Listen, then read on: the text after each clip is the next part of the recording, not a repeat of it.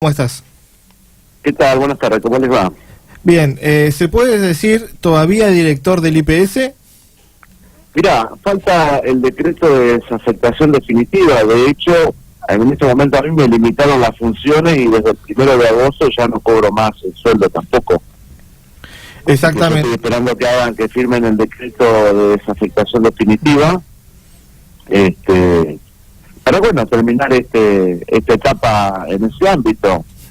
Que ya a esta altura de la circunstancia uno toma como nota que ha sido consecuencia de una decisión política a partir, entre otras cuestiones, porque Margarita presentó los datos de más de 100 personas sí, que denuncian no haber sido aportantes de la campaña de Cambiemos, y también porque siempre mantuve en términos políticos mi posición como representante del GEN, más allá de la colaboración y de prestar ideas para que el IPS se pueda desarrollar mejor.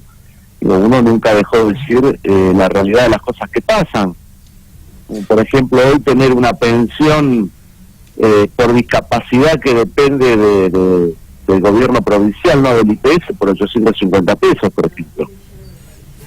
Esos son datos muy duros, muy crudos de la realidad, cuando en realidad el piso de esa pensión debiera estar como mínimo en el piso de la jubilación mínima del sistema provisional bonaerense, es decir, en 5.000 y pico de pesos.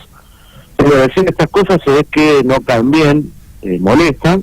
Bueno, si ese es el motivo, porque no me han dado ningún motivo hasta el momento. Entonces uno tiene que colegir cuáles pueden ser las circunstancias que llevaron a esa decisión. Bueno, sabrán ellos, y obviamente que uno no va a dejar en el sillón de un cargo las opiniones, las convicciones y la historia que tengo en materia de seguridad social, porque yo no es que llegué al cargo del IPS y ese día me anoticié de lo que era una jubilación, una pensión o lo que era un sistema de seguridad social. Trabajo en el tema desde que tengo 18 años, me he formado, he trabajado, es más, cuando me comunican esta decisión, yo estaba trabajando en un convenio marco con la Asociación Internacional de la Seguridad Social, que tiene sede en Ginebra, para ver si el IPS podía ser parte de ese organismo máximo a nivel mundial en materia de seguridad social y provisional. Juan, ¿cómo estás? Julián de Martino te saluda. ¿Qué tal, Julián? Buenas tardes, ¿cómo estás? Bien, tengo una consulta porque hay algo que en el medio de todo este conflicto que estuviste en el IPS no quedó muy claro. En su momento, la decisión de la gobernadora había sido pedirte la renuncia, y ante la negativa de vos finalmente renunciar al cargo, ¿te terminó despidiendo? ¿Fue así? Yo te comento cómo me comunica a mí Cristian Grivado, con quien además tengo una excelente relación. Él me dice que iban a disponer de mi cargo, salvo que yo renunciara. Le dije, no, dispongan. No tengo ningún motivo por el cual renunciar. Y a partir de ahí... Y a partir de ahí, bueno, eso fue el 30 de julio a la mañana, y a partir de ahí, bueno, se inicia un expediente administrativo que obviamente recorre distintos organismos provinciales hasta que finalmente firmen el decreto de desafectación. No se sabe en qué momento va a llegar ese decreto, ¿puede ser? No. Obviamente que estoy reorganizando mis quehaceres laborales y todo eso. Pero mientras tanto, el IPS está acéfalo, no tiene presidente. No, tiene presidente, que es Cristian Grivado. Yo era miembro del directorio. Bien, tenés razón, me equivoqué. ¿Y en tu puesto se sabe más o menos quién es el que te va a reemplazar? No tengo, no. Conozco absolutamente, ni siquiera una versión tengo para darte, ninguna. Juan, en estos 2 años que estuviste al frente de este directorio, sí, ¿cómo fue tu trabajo, tu desempeño? ¿Cómo fueron estos 2 años ahí en el IPS? Tuve la oportunidad primero de conocer más profundamente la institución sobre la que yo siempre tuve información, traté de estar al tanto, y en estos 2 años, bueno, obviamente que señalé una serie de cuestiones que tienen que ver con mejorar los tiempos de los procesos para el otorgamiento de beneficios. Se acentuó un problema que yo lo remarqué públicamente, que es el hecho que a partir del 2013 la gestión de Scioli comenzó ya a contratar personas con contrato de monotributo, con lo cual se perdía la proporcionalidad de cantidad de aportantes frente a la cantidad de beneficiarios. Eso se acentuó mucho más a partir de esta nueva gestión, y eso va a generar inconvenientes en el mediano plazo en el IPS. ¿Por qué? Porque nosotros veníamos de un promedio de casi 3,75 aportantes por cada beneficiario, y hoy estamos en 3,06. Sí. Con lo cual, eso en el futuro inmediato va a tener algún inconveniente. Eso lo señalé. Trabajé también en aportar ideas que tenían que ver con la instrumentación de lo que es el expediente electrónico, que se comenzó a trabajar en distintos municipios de la provincia de Buenos Aires para despapelizar. Hice propuestas en materia de control de fraude. Tratamos de aunar criterios de carácter jurídico en cuanto a distintas visiones que se tenían con respecto a cómo implementar determinados derechos o controversias que había para eliminar la litigiosidad y por ende los juicios y la pérdida de algún juicio que generara pérdida de dinero para el IPS. Sí, todas esas cuestiones estuve planteando en todos los años. Fui a un curso del IPS y también a dar una charla a la Organización Iberoamericana de la Seguridad Social en noviembre del año pasado a México, por decisión propia, y también porque me invitaron. Estuve en Alemania a fines de mayo en una reunión con todo el equipo de Seguridad Social y Previsional del Gobierno Federal de Alemania, viendo el sistema de ellos, viendo si podíamos firmar algún convenio que nos permitiera transferencia de tecnología, transferencia de procesos para mejorar, a ver en qué, cómo se administra un sistema como el alemán.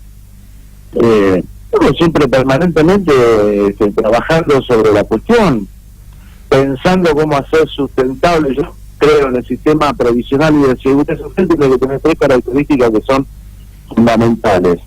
Tiene que ser solidario, tiene que ser equitativo y tiene que ser sustentable. Bueno, ¿cómo trabajar en mira a esos 3 elementos sustanciales en un tiempo que hay un nuevo paradigma a nivel mundial en materia previsional, que es la mayor expectativa de vida y la modificación del contexto del trabajo a nivel mundial? Entonces, ¿cómo hacer para seguir sosteniendo un sistema previsional que sea realmente eficiente y eficaz para los beneficiarios? Juan, recién decías, escuchándote, que una de las 3 características que tenía que tener un instituto de previsión social es que sea sustentable. A principio de año se habló muchísimo de que el IPS era deficitario y se rumoreó en un momento que la provincia tenía la intención de privatizarlo. ¿En qué quedó eso? ¿Cuánto de cierto había? A ver, ¿qué hay de realidad? Es que se va achicando la cantidad aportante con respecto a los beneficiarios, y eso es un inconveniente.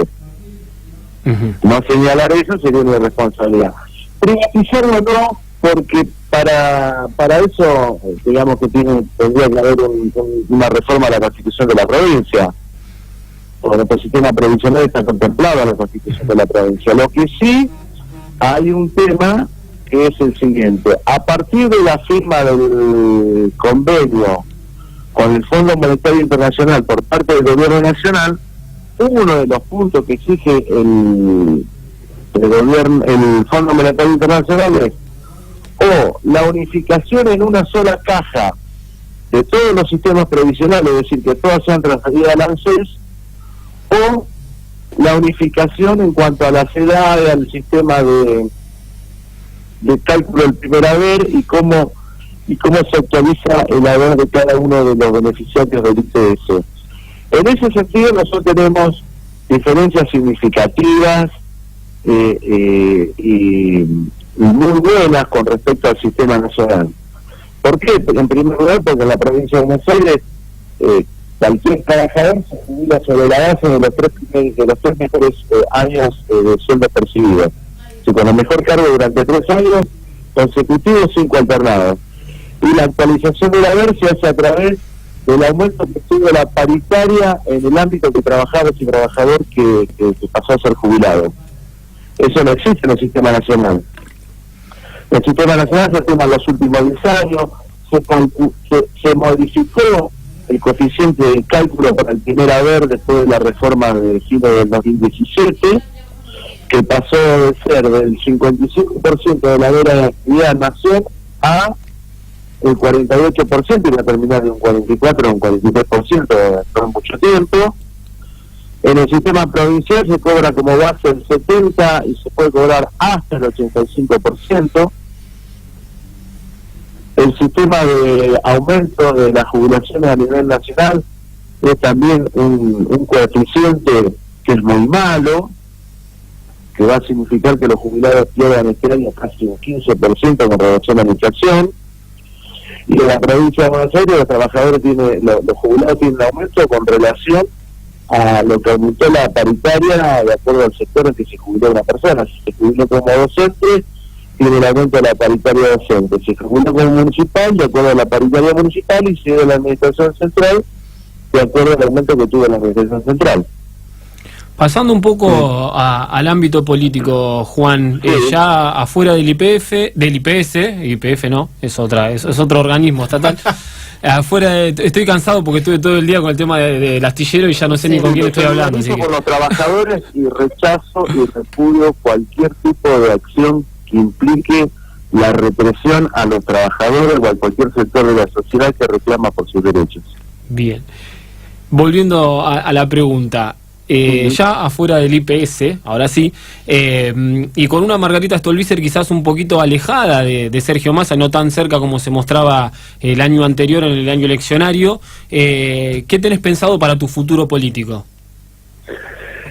El futuro político hoy está, bueno, obviamente con Margarita, pensando en una construcción realmente alternativa fuerte frente a lo que fue el kirchnerismo y lo que es ese gobierno. Pero estoy trabajando muy fuerte en Luján, porque he recibido la propuesta y el convite de muchos sectores de Luján de armar una propuesta a nivel local, una propuesta pluripartidaria y plurisocial. Así que estamos trabajando en eso y digamos, con vista al 2019, y bueno, y en abril, mayo del año que viene estaremos tomando la definición. Pero no, ¿qué hacemos? ¿Serías candidato a intendente de Luján entonces? Esa es la intención, sí, la intención la tengo. Mira vos. ¿Y cómo está Luján hoy en día? ¿Hay mucho para mejorar? Y lamentablemente nos hemos retrasado muchísimo. La verdad que tenemos serios inconvenientes en materia de salud porque el hospital es municipal y la verdad que te puedo señalar que más allá del esfuerzo de su personal médico y paramédico, el hospital se lleva, para dar un dato de la situación del hospital y del problema de la gran demanda que tenemos por la cantidad de excluidos que hay, por la demanda que tiene el hospital de Luján, no solo Luján, sino de Navarro, La Sierra, Rodríguez, Marcos Paz, Mercedes. A eso tenemos que sumarlo y el gobierno de la provincia no nos hace una transferencia de acuerdo a ese nivel prestacional y el municipio tampoco gestiona en ese sentido. Estamos muy retrasados en materia de infraestructura social, en materia de lo que es la red cloacal y la red de agua corriente, el tema de la iluminación. El tema de la inseguridad es un tema muy, muy complejo en estos momentos en Luján, lamentablemente. Y creo que tenemos un desafío muy interesante. Si somos el fondo de Gran Buenos Aires o si somos la puerta de entrada al interior de la provincia. Todos estos problemas y todos estos faltantes que nombraste hacen al bien común de la gran mayoría de los municipios de la provincia de Buenos Aires. Sí, pero si yo tengo que tomar como paralelo lo que sucede en Pilar, lo que sucede en San Andrés de Giles, lo que sucede en Mercedes, la verdad que nosotros estamos por debajo de esa media. Está bien. Bueno, te deseo lo mejor de la suerte para para este camino que vas a emprender de cara a la Intendencia de Luján en el año 2019. Y bueno, vamos a estar retomando contacto próximamente, Juan Carlos. Cómo no, con mucho gusto y a disposición. Y ustedes, digamos que son una agencia que está muy informada, saben bastante de lo que nos sucede en Luján, en tema de transparencia, así que vamos a trabajar en todos esos temas, un gusto y a disposición para cuando lo requieran. Hasta luego, Juan Carlos. Hasta luego. Hasta ahí la palabra de Juan Carlos Juárez.